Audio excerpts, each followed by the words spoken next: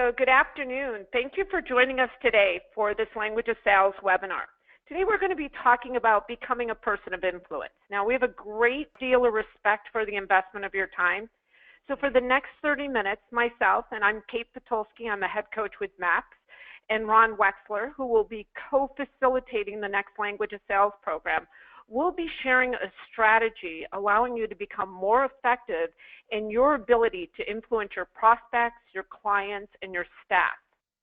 Now, naturally, the fact that you decided to join this session today illustrates your belief that possessing an ability to influence is going to allow you to take your real estate career to the next level.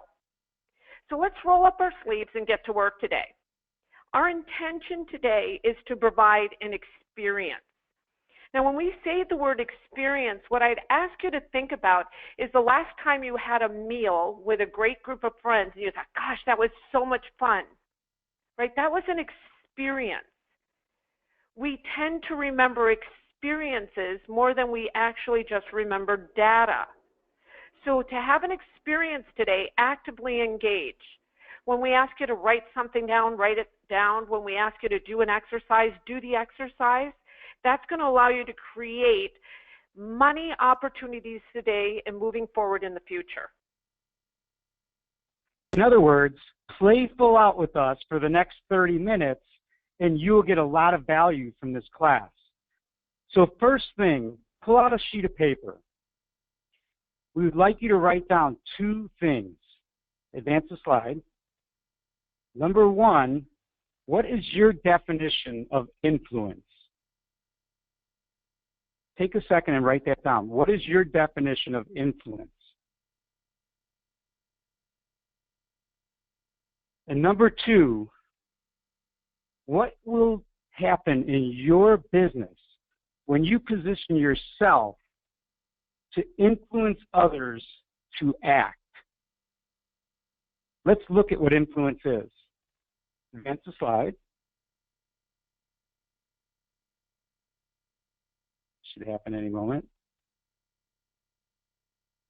Okay, influence is the capacity or power of a person to be a compelling force on or produce effects on the actions, behaviors, and opinions of others. So as we work in the MAPS Language of Sales program, we focus on utilizing language patterns as a way of influencing others, allowing them to move closer to their goals and objectives. Do you know what's Next funny slide. when you say that? Like, not funny, ha-ha, yet interesting, is we have to keep in mind, right? So if we could advance the next slide, Nicole. Keep this in mind, guys. You cannot influence something you don't understand. So I was on a coaching call this morning, Ron, with somebody, and we were talking about a buyer that they were having a challenging time getting the buyer under contract because they weren't offering high enough on their offer price to get the offer accepted. And I said, well, share with me what you asked them. And they said, well, I told them blah, blah, blah, blah, blah. And they're looking to influence something they don't understand. So just some great questions, guys, like when you're working with somebody, what does that mean? Could you expand on that? Help me understand. Until you have understanding, there is no influencing. And influencing for good presupposes that we've asked enough questions to truly understand the goals of our audience. Now, before we move ahead, we'd like to distinguish a very important point. Having influence is not, and honestly, completely different than manipulation. Could we advance the slide? Right, so what is manipulation? Manipulation is exerting shrewd or devious influence, especially for one's own advantage. So we're not trying to get others to do what we want. We're using our language in a way that helps them to effortlessly move towards making the decisions to get what they want and the goals and what's important to them. So take a moment in your notes and write down a person in your life who has influence over you. And this is really Who's important someone contextually. influential? Yeah, contextually, right, Ron? Like, get clear on who do you have in your life that creates influence over you. Now take a second and write down what causes that person to have influence over you. Why do they have that power? Why do you let them have that power? I'm going to give you a couple of minutes here just to write down your thoughts.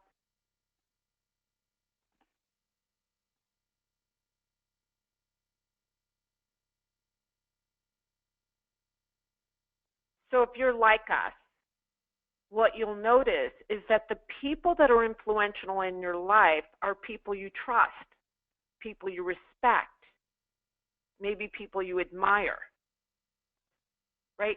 Clearly, trust, respect, admiration, those are characteristics in a relationship that are built over time. Now, Ron, you've sold how many houses over your career? Yeah, probably 3,000 plus. Thousands, right? Diana sold thousands Right. and thousands of houses over our career. I've sold thousands of houses over my career. We understand this. In a sales relationship, you may not have the luxury of time to build those characteristics like trust and respect and admiration. And so you must learn techniques allowing you to build rapport quickly and utilize language skills that cause your listener to take action. Right. So, the MAPS language of sales course is based on neural and quantum linguistics. Neural and quantum linguistics are methods of influencing brain behavior through the use of language. The utilization of language patterns in our teaching through the MAPS language of sales is always meant to, listen carefully, move your listener forward in reaching their goals and objectives. So let's look at some facts that become useful in communication. And some of you may have seen this before. If you could advance the slide.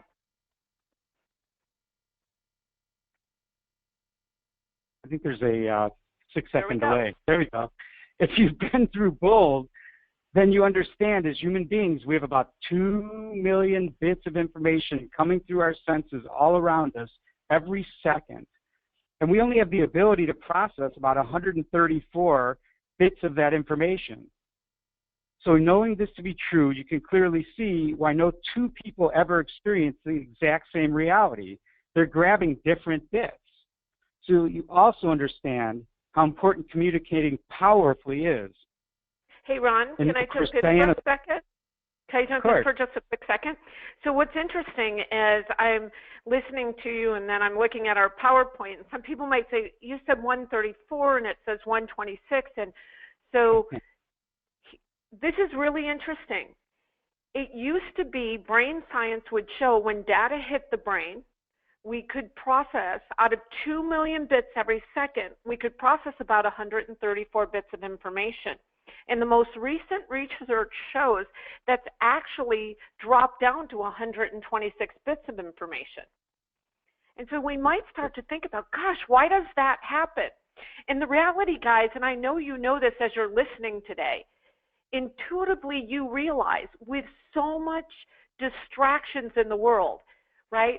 All of our technology, our iPads and our cell phones and televisions, and there's so much data that comes at us that our brains haven't actually become more effective in processing. They've become less effective in processing, right? All the more reason, Ron, language and our ability to communicate powerfully becomes key in thriving as a real estate agent. Right? What does Diana speak to in BOLD? Right. She brings this up over and over again, right? It's the right language used in the right way that helps you communicate with people powerfully and get them to move forward. Well, if we advance the slide, here's what she says, right? She says, here's the thing, guys. People don't respond to your reality. They respond to their reality. right? The agent that possesses the most flexibility of behavior will always control the market. Flexibility of behavior is not the world I operate from. I have to understand and be able to effectively communicate with the people that I'm working with, which on a daily basis, gosh, Ron, I know you lead generate like a fool. That could be 50 people a day. Right. I even noticed getting ready for today's call, Jackie was sitting next to me. She's my listing coordinator. And I said, I have to go sit in my car and prepare. And I said, I'm too distracted by all this and by myself. And she just started laughing. And I said, I'm distracting myself too, because my phone, my computer, everything that's there takes me away from what I need to be focused on. Right? So, and that leads you to, the research has shown that we hear about 450 words a minute, and we only process 17 to 25% of that. Well, and if we could advance the slide, Nicole, because I believe that we actually put that down for people that are writing notes. What you're really saying then is you're saying that when we're communicating at this 450 words a minute, on a good day, our listener is hearing 112 of those words. On an off day, it might only be 76%. Or I mean, so 76 words. Right. Right, 76 words. And we hear information based on the way we are in the world, on our habitual programs, the filters that we operate from.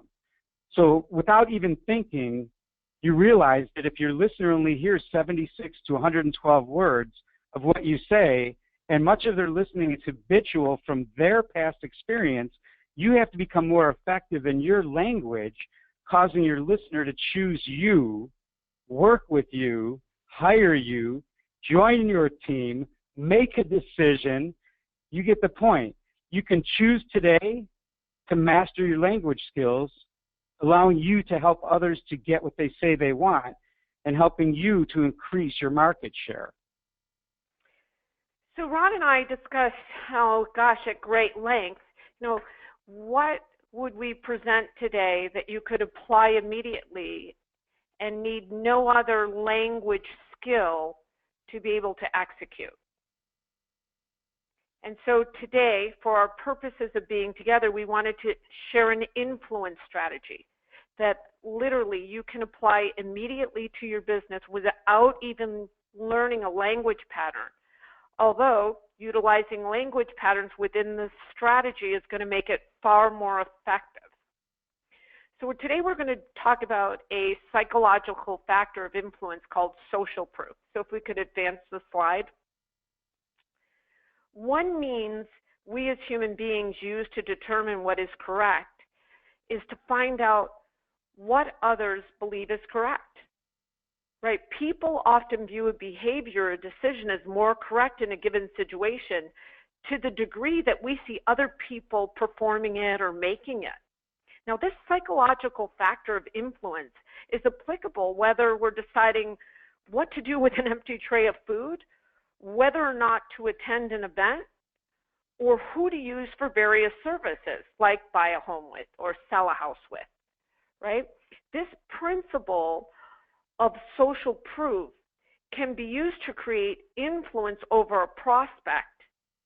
Now remember, again, what is influence? Influence is the capacity or power you possess as a person to be a compelling force on or produce effects on the actions, behaviors, and opinions of others, buyers, sellers, people in your marketplace, right? This tool of influence can be applied to your business, right? And as you look at social proof, what it actually does is it informs other people by watching people that they hold in high regard or observing others how to behave. It's a tool that what it does in the brain is it's a shortcut that we use to determine how am I going to act.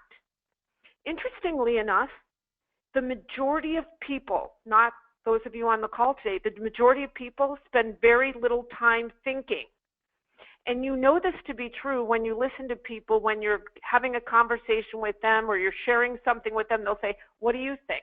What do you think I should do? What do you think is the right move? Right? We spend little time thinking. We actually decide what to do by observing others. So during our time together in this session of Language of Sales, we'll actually bring a language pattern in that can be implemented within the social proof tool to ensure a successful outcome. So we're going to cover two conditions of social proof, when it's best utilized, and how you can apply that to your business immediately. So social proof is the most influential under these two conditions: uncertainty, number one, and similarity, number two. Right? Uncertainty. When people are unsure and the situation is ambiguous, they're more likely to observe the behaviors of others and to accept that behavior as correct. Now, you may have witnessed this maybe like at a concierge lounge at a hotel you've stayed at in the past, right? After an individual eats or after you've eaten, you look around and you see, how are others handling their empty dishes? Even if there's a tray to stack the dishes on, if enough people are leaving their dishes on the table, the majority will follow what others are doing. The second one is similarity. And what is similarity? People are more inclined to follow the lead of others who are similar to them. So we have uncertainty and we have similarity. So if we could advance the slide. So let's talk about, okay, you've told us, so what? How do we apply it? So how do we apply this to our business? All right, so be prepared. This is one way that you would apply this. And again, what you're doing is you're going past all of their normal resistance and you're speaking to them in a way that they normally make decisions and helping them to make decisions easier. So be prepared to provide your prospects a list of others in their neighborhood or their community that you or your company has listed a home for or sold a home for. So you're showing them that it's a smart move to work with you because others in their area, which is people like them, have done the same thing. Yeah, and so, not funny, ha-ha, yeah, true story. I remember years ago, Ron and I were in, Ron Patulski, my husband, Ron and I were in Las Vegas, and it was a rainy day, and we were staying in a Marriott property, and they called us and they asked us to go to a timeshare presentation. It was raining, and they offered us, I don't know, Ron, like tickets to dinner, and I remember a concert to go see Heart. And so I said to my husband, let's go. Let's just go. We're not buying anything. I mean, we're great salespeople. We're not buying anything. 90 minutes, we get to go out to dinner and go to Heart. It's a deal, right? So we sat through the whole thing, and I'm a tough sell. I had my arms crossed. I wasn't really paying attention. And then they did their close. They said, okay, so we'd like to bring you in this room and kind of show you the model. And in the room, they had a big screen. And they said, no, you guys live in New York, right? And we're like, yeah, we live in Jamesville. And they said, oh, okay, what is that zip code? And, we told them the zip code, 13078, and they typed it in, and they said, wow, so these are all the people that live in your area that have purchased a Marriott timeshare. Well, naturally, What do you think Ron and I did? We started scanning the list. And we're like, oh, my God, Dave and Regina DeVito own a timeshare with Marriott? Oh, my God, the Berkeries have a timeshare with Marriott? These are people that we held in high regard. So the Ron and Kate Patulski that weren't going to buy a timeshare actually bought the timeshare. Bought a timeshare. Of course. And all Marriott did was they used a sociological factor called social proof. If you're new in real estate and you're on this call and you're thinking, gosh, I haven't sold in some of these areas, that's okay. You belong to Keller Williams. You have a market center. Trust me, someone in the market center has sold a house. So it's we have sold houses in your neighborhood. Use the collective of the company Never let that hold you back that you haven't sold something. Use what you have available to you. Let's advance the slide. This is another way to apply it. Door knock the neighborhood before an open house, inviting the neighbors only for the first hour of the open house. And then, utilize a script like this. And I think we got this on a slide, Nicole, if we could advance it. So many of the neighbors are committed to helping John and Nancy get their home sold, and they've requested a private preview of the home prior to the open house on Sunday. Can we count on you stopping by at 1 p.m. for a quick tour of their home? Now, this works simply because we've used so many of the neighbors are committed to helping John and Nancy. Similarity, I'm going to move to what others in my neighborhood are doing. Now for you, there's an added bonus. When you get the neighbors together in one place, not only are you starting to work yourself into that inner circle, you have a great opportunity to find out who also on that street may be thinking about selling their home. If we could advance the slide. This is another way that you can apply this to your business and start today. Door knock the neighborhood anytime you list a house or right after you negotiate an offer. Create a script. Go back a slide, please.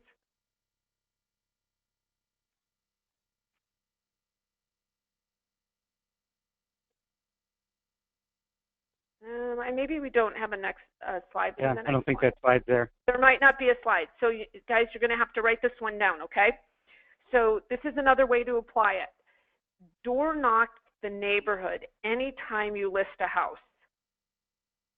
Anytime you list a house. Or right after you negotiate the offer. Stop waiting for the deal to close. As soon as you have an offer on the property, as soon as you've negotiated the contract, door knock the neighborhood. Create a script that plays on social proof. So I might say something, and this is recorded so you can pick it up later, right? I may say something like, hi, I'm Kate Patulski with Keller Williams Realty. I felt like I owed you this visit. Do you have a quick minute? Do you know John and Nancy Smith over at 123 Bell Street? Well, they recently put their home on the market after we sat down and had a strategy meeting. And they realized in order to protect their hard-earned equity, the current market gave them the best opportunity to sell at the highest price. Have you folks ever thought about selling? Now let's say you were to move. Where would you go to next? And when would that be? Now here's a note. Whenever you ask somebody, when would that be? With the current market we're in, listen for anything that's 5 years or less. Right? Because the likelihood is 5 years from now, our interest rates are going to be higher. 5 years from now, we're going to be in a different market. So we're listening for what's a 5-year or less period. So they answer that question, when would that be? You know, interesting, you happen to be in a very similar position to John and Nancy. I'm curious, when you sell your house, what is your number one priority? Would you sacrifice convenience if it meant netting the most money? Does it make sense for us to schedule a strategy meeting? Now I'm utilizing social proof because I'm using John and Nancy and the fact that John and Nancy were going to protect their hard-earned equity. I utilized social proof again when I said, gosh, interesting, you happen to be in a very similar situation to John and Nancy. And I'm asking a lot of questions. Right. You're asking questions, you're tying them to the other person in the neighborhood. And just note that a strategy meeting is just a listing presentation, and based on the current market, with the beginning of a shifting market that we're heading into, you know, another 5 to 7 year trend. So if anyone's serious about moving the next 5 to 7 years, shouldn't they have a strategy meeting with you right now? If you go to the next slide. Right. It's a close the gap.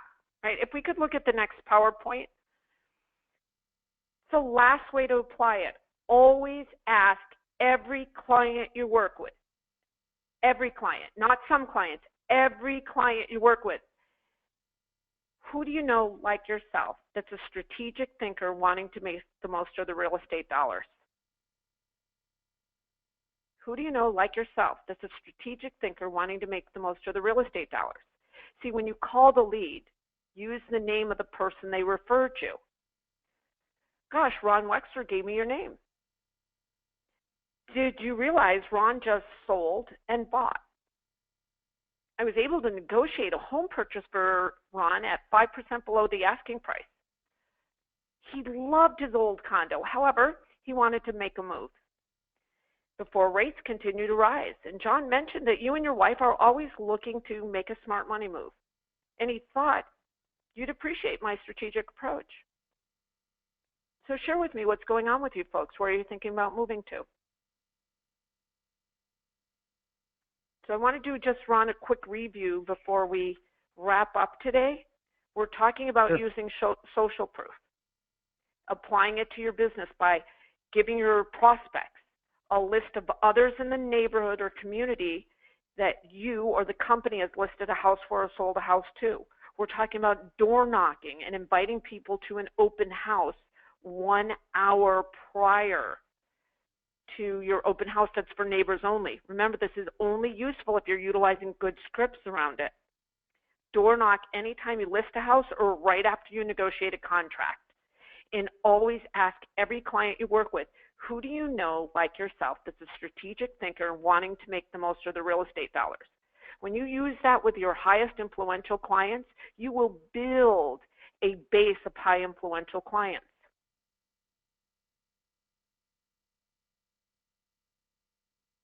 Okay, so think about this. You have your piece of paper in front of you. Before we wrap up our session today, take a moment and identify any sales opportunity you missed in the first quarter, whether it was a listing or a buyer that you didn't convert, possibly because of your language skills, not knowing how to use things like social proof to help people move forward. Write down that number right now. What's the number of transactions you think it's possible you lost because you didn't have the skills to get it done? Well, and Ron, I'm going to throw this out there. If there's any appointment you fail to get in the marketplace, trust me, with the right language, you can get the listing. Perfect.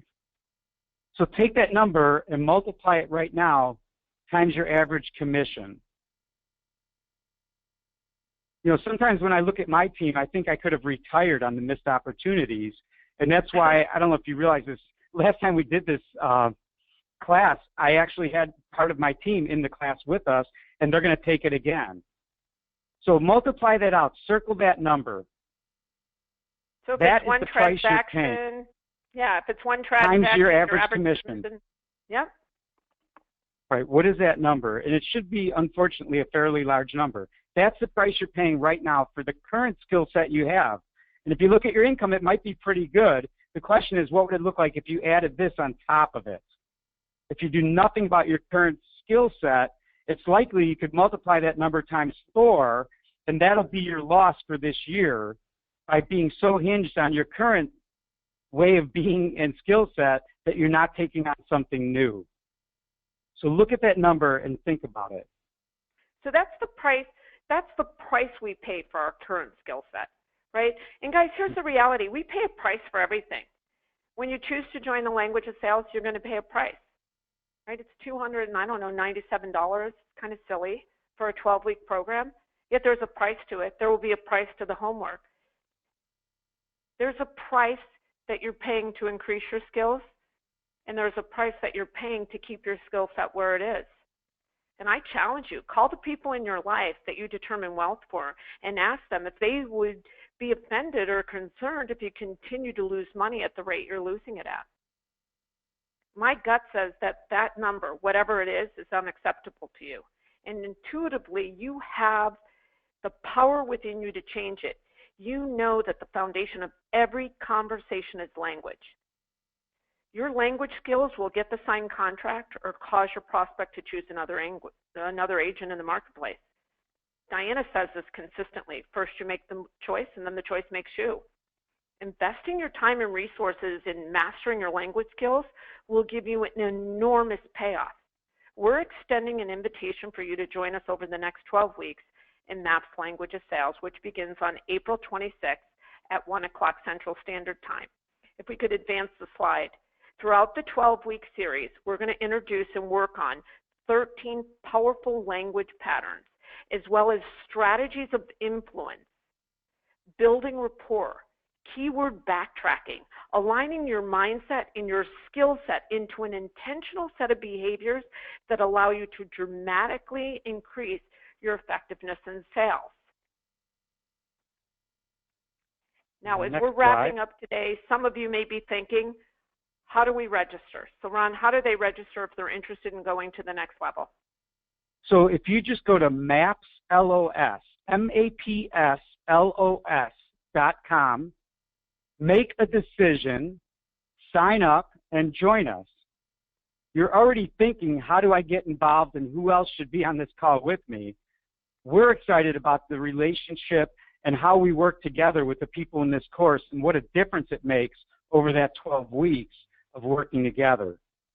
Yeah. So we appreciate you all being with us on the call. Go ahead. Yeah, no, we're excited. We're excited about having a synergistic relationship. Yeah. We do appreciate you being here and investing your time, and we're also very respectful that we are 2 minutes over your 30-minute allotment that you created in your schedule to be here today. There is a recording of this call, correct, Nicole? Yes, that is correct, and it'll be sent out as soon as we're done. Okay, great. Thank you guys very much. I know we did a little bit of script work. You can always listen back to the call and pick the scripts up. Great. Have a great day. Go sell some real estate, and we'll talk to you soon. Take care.